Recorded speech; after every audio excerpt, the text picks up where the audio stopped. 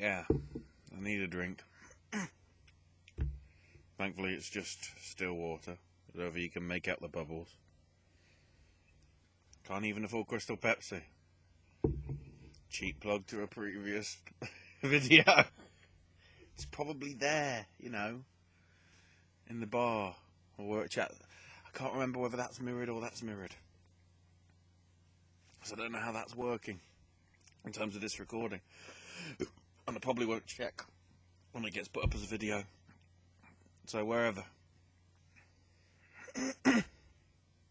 So, I sort of teased it, and it sort of is nothing, because other things, thankfully it's not as it is, but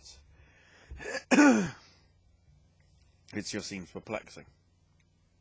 But I see what they're getting at. So Amazon, at least in the US, because I've searched the UK site, and there doesn't seem to be any sign of it there, in any shape or form.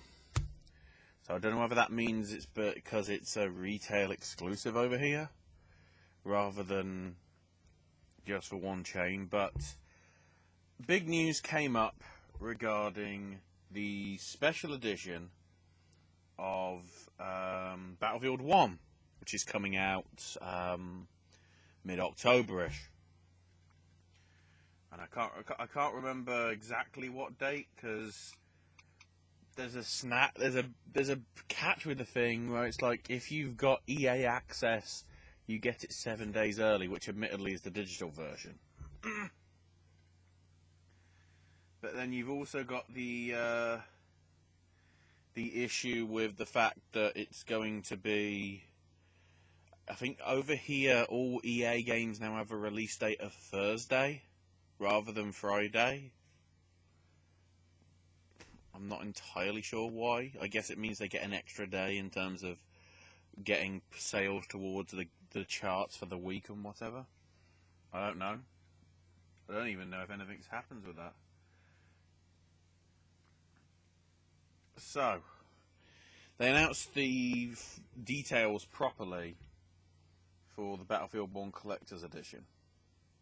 So I think they already announced anyway, but Amazon US had a very interesting thing. They had a collector's edition of the game, which you can still get now for, I think it's $130. That doesn't have the game in it.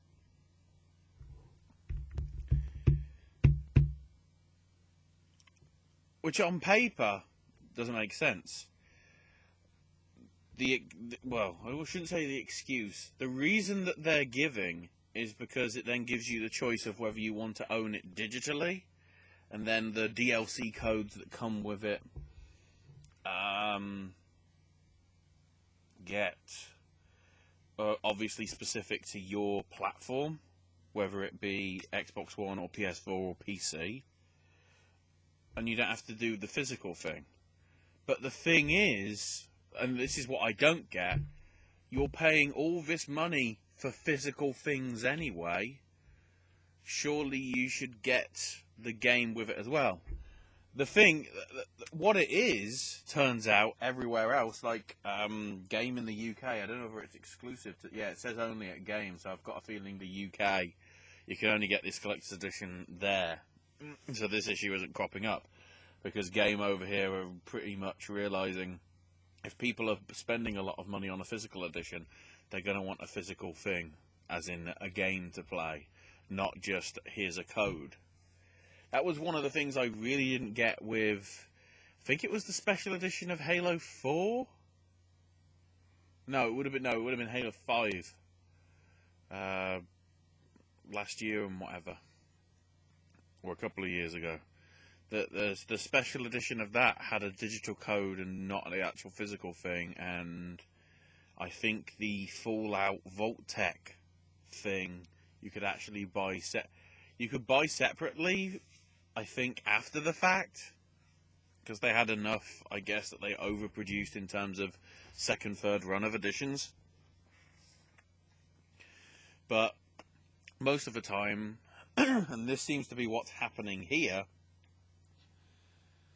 the actual it looks as if what you're buying in the UK is the collector's edition and the game. You actually get a physical copy of the game along with your special edition. So we're pretty much proving there still that the collector's edition is separate, because everywhere that I'm seeing for the collector's edition on all platforms on game.co.uk is the collector's edition and the game.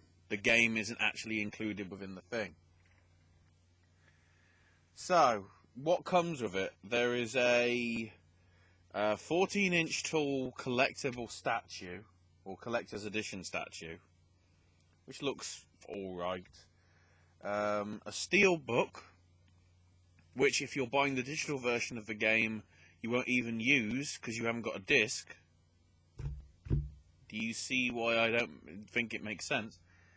A cloth poster, a deck of playing cards, a messenger pigeon tube with exclusive DLC content, but they haven't said what it is, a patch for like stitching on stuff, and premium packaging, which basically means a cardboard box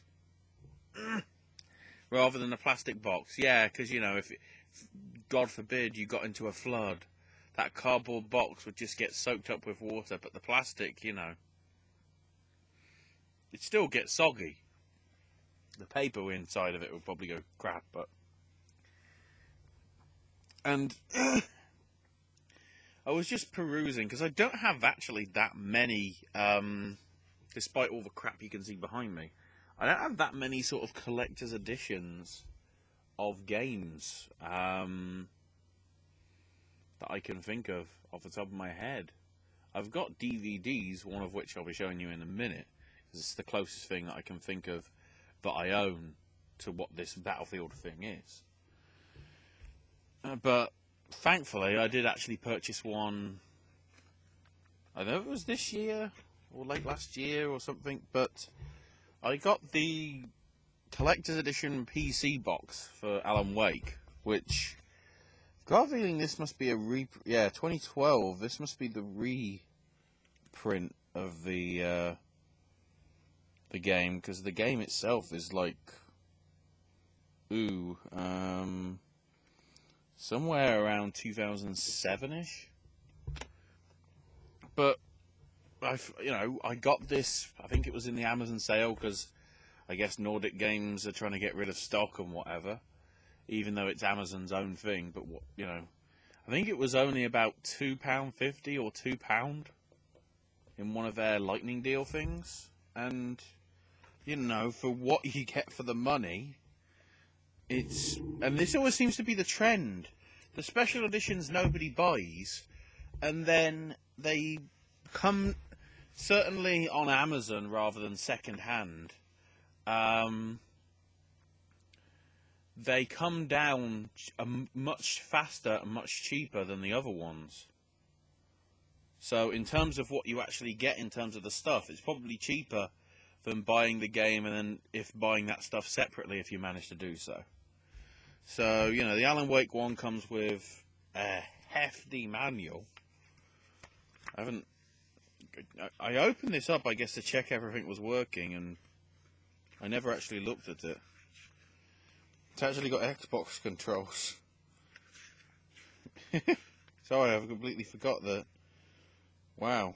So it's got keyboard and... Well, that's, I guess, nice. The interesting thing is, though, looking at it, that is all you get of the English. That's what I love about these old manuals. There's a tiny little bit of the English, and the rest is just in other languages. So basically, you could probably actually, you could learn French, Italian, German, or Spanish just by doing this. There is also a set of six mock postcards, as if you were going from Bright Falls to the place that it is in the game. We have some random stickers, a mini poster by the looks of it, fancy little mini poster, Alan Wake there and stuff on the back. Don't want to open it up too much because I want to put it away. And then finally, underneath the tab, oh I see, it's actually inside the box. You get the game itself, which I can't really show you because it's got the code in, but also you get the soundtrack CD as well, an actual physical CD with the soundtrack, which from what I remember was actually a pretty good soundtrack. So, you know, all that for very little money. And even for what you get there, the fact that you actually get a physical soundtrack rather than the spate of what most people were doing, which were digital download codes, and you actually get like physical postcards and stuff and a poster. I always remember that about the old GTA games. It always came with basically they said as a poster, but on the other side was a giant grand map of the actual place. They did it with GTA 3. They did it with San Andreas, I think. Certainly Vice City, I remember that. And I think they did it with GTA 4 and certainly GTA 5. Plethora of those posters. So, you know, that's sort of a cheap collector's edition. This one was also cheap. And this is just an example again. I still don't know whether I've shown this before on here. Probably have. Or a variant of. So this, in not great condition because the box is coming away a bit here.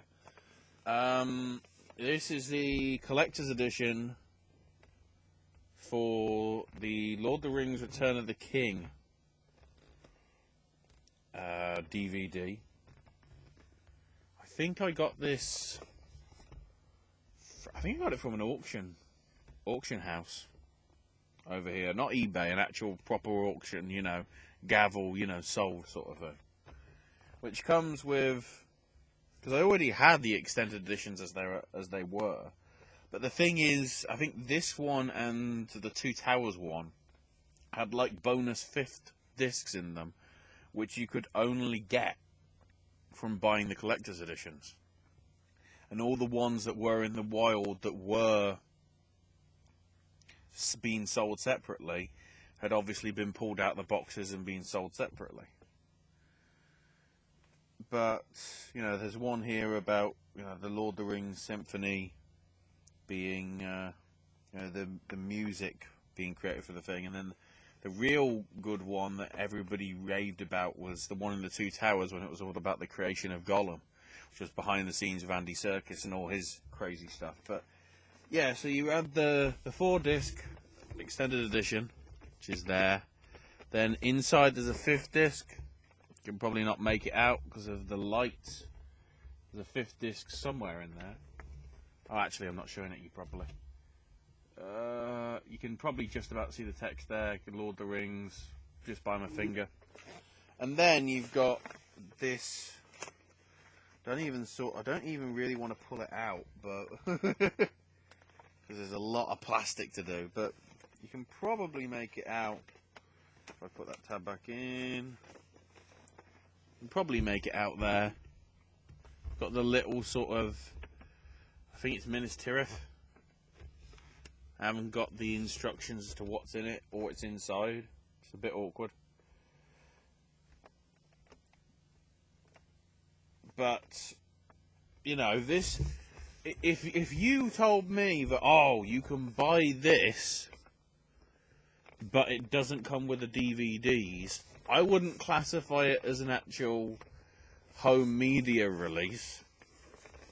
I'd classify it as a collectible thing that you'd get from like a collectibles fair or a toy fair or you know, a convention, you know, stall floor. Not an actual, you know, with the actual content with it that you would expect to get with it. So the fact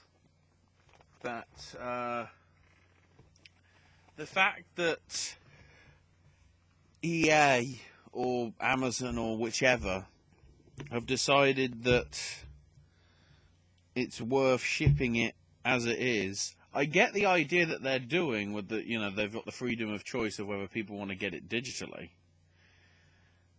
But the fact of the matter is,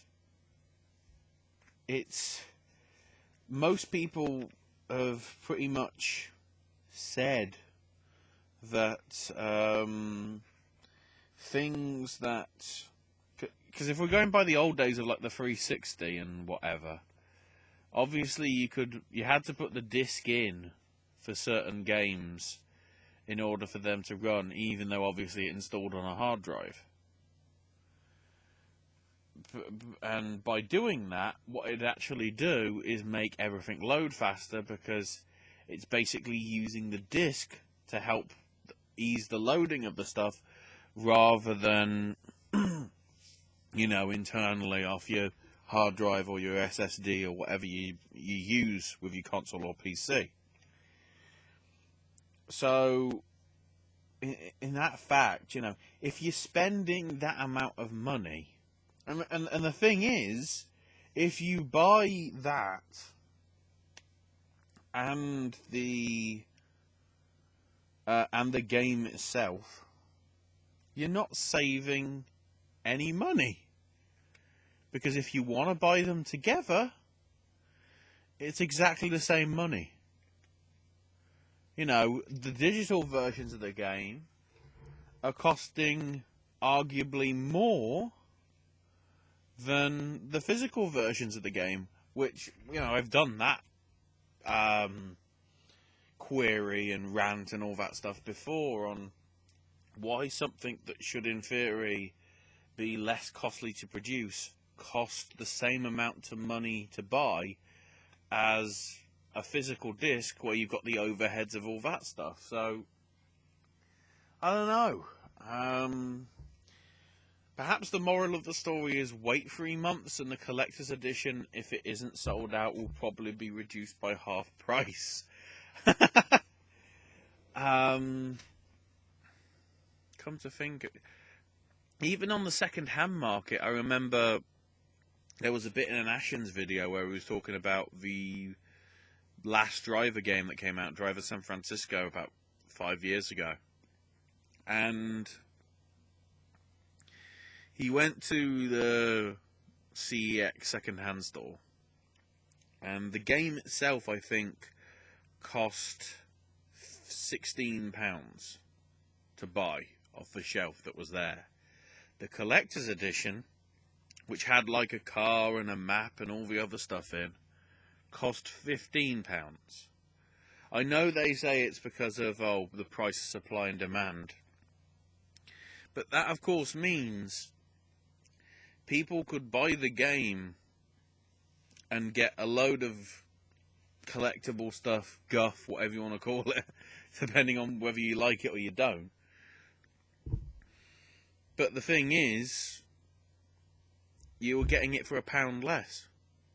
So you could literally, if you wanted to, you could just discard the collector's edition stuff, in the bin if you wanted to, and you've got the game for £1 cheaper than if you wanted to just buy it outright. I don't think that often happens now. Then again, I'm seeing a crap ton of special edition Disney Infinity stuff, new and pre-owned, really going cheap now, obviously with that being shut down for good in terms of online stuff early next year. So, I don't know. Be interested, if you've got any thoughts on the fact that one of the big games of this holiday season comes with a collector's edition where it doesn't come with the game if you choose to buy it, when it doesn't even save you money. Now, if it was like £10 cheaper, well, then again, that means that people would just buy the collector's edition and not buy the fancy collector's edition because it was more money. But either way, the point I'm trying to make is that it doesn't seem to fit. I don't know how many people have been clamoring for collecting. Look at all the hubbub over Call of Duty. They're being told they have to get the fancy edition in order to get, the remastered content, and they get it quicker if they buy the fancy. I think there's a physical grand edition, or they haven't done the details on all that stuff yet. I don't know. Perhaps we won't get explanation. You'll just have to choose whether you're gonna buy the special edition or not. As ever, I wouldn't say pre-order. Just they probably won't sell out unless it's what was the thing? I think it was the 2 terabyte Xbox One that went out of production. At least supposedly it has, because I wouldn't be surprised if all of a sudden at the holiday season you got grand editions suddenly coming back, because people are going to want new consoles. But then again, would they want a new Xbox because of the stuff they announced at E3 with Project Scorpio? Because apparently we have to name ourselves after Dirty Harry villains. So next week, I'm contemplating it might be 2 videos. It might be a surprise here, because Gamescom is happening this week. EA is going to be showing off some Battlefield 1 and Titanfall 2 stuff, along with an actual press conference. Blizzard are doing an event thing. Microsoft are doing nothing apart from being on the show floor. PlayStation are doing nothing because they've got their September event in New York, which is probably going to reveal the fancier version of the console, and also probably detail what games Sony people are going to be playing the holiday season that aren't The Last Guardian, and possibly more indies, because that just seems to get ditched at E3. And I don't think Ubisoft are doing anything. I think those are the only 2 major sort of press conferences that are happening, I think, Tuesday. So I'll have to keep an eye out for them. But then next week, I'm getting ready, because my first convention of the year. I'm actually going to more than one. Game themselves did a convention a few years back called Game Fest. Went through financial issues, so that never happened again. Game Fest 2011 was the only one, and it said see you next year. And literally by the end of that Christmas, they were in financial hell. So that wasn't even happening. Roll around 5 years, and thanks to being the retail sponsor and everything for the Insomnia gaming LAN event with Counter-Strike and Rainbow Six and Hearthstone and World of Warcraft and a whole load of other games and details, which I will run through to some extent, even though tickets will probably be sold out by the time I do the video next week.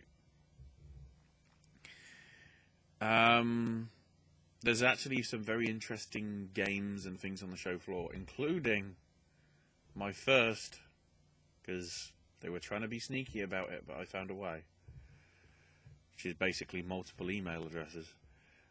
My first of 2 experiences this year, at least, with the PlayStation VR ahead of its release in a couple of months. So I'll preview that properly next week.